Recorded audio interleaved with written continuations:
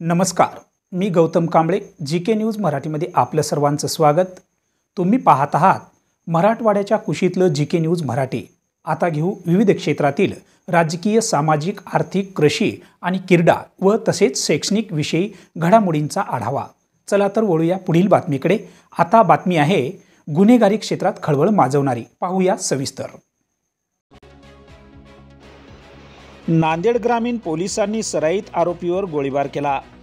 सराईत गुन्हेगारांनी पोलिसावर गावठी पिस्टल रोखल्याने पोलिसाकडून गुन्हेगाराच्या पायावर गोळी मारली। प्रभाकर हंबर्डे असं या आरोपीचं नाव आहे।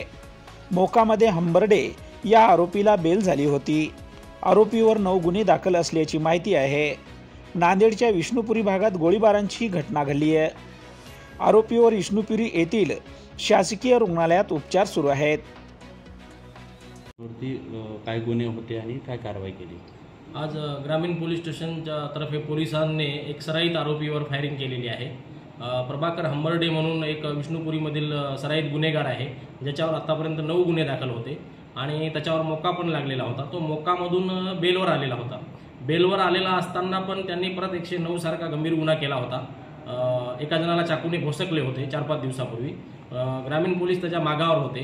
त्याच्या मागावर असताना आज रोजी माहिती मिळाली की सदरचा आरोपी हा विष्णुपुरीमध्ये आलेला आहे आणि त्याच्याकडे कमरेला पिस्टल आहे, गावठी पिस्टल असल्याची माहिती मिळाल्यावरून आणि त्याला अटक करणे गरजेचे असल्यामुळं आम्ही स्वतः डीबीचे मटवाड साहेब आणि सर्व डीबीचा स्टाफ आम्ही त्याला शोधत होतो।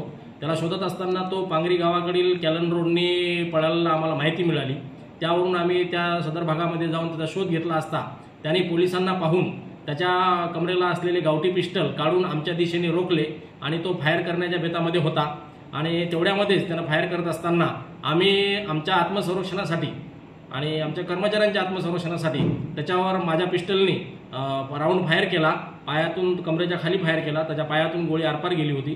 त्याला जखमी झाल्यामुळे त्याला ताब्यात घेतले आणि त्याला ताब्यात घेऊन विष्णुपुरी हॉस्पिटल येथे ॲडमिट केले आणि पुढील गुन्हा दाखल करून कायदेशीर कारवाई करणे सुरू आहे। तुम्ही पाहत आहात महाराष्ट्राच्या कुशीतलं जीके न्यूज मराठी। साथ जनतेची, भूमी महाराष्ट्राची।